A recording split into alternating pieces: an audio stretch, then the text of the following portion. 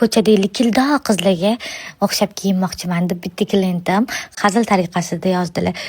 Man bitta dona abrazesga olib kelgan ko'ylagimni tashladim ularga.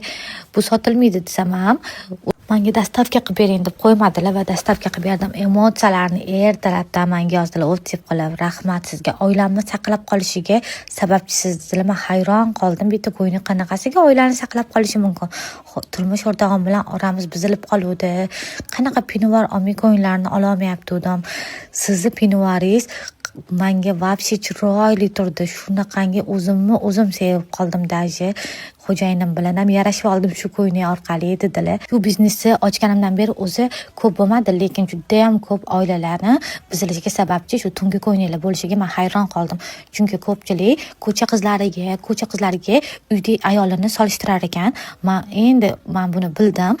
Va o'shanga chiroyli hech kimda yo'q, bozorda yo'q, hamma kiyib tashamagan ko'ynilarni sekin zakaz qilib olib keltirmoqman. Hali hech kimda yo'q, hech kim kiymagan, ko'cha qizlari ham daji kiymagan ko'ynilarni endi sizlar xarid qilib olsanglar bo'ladi.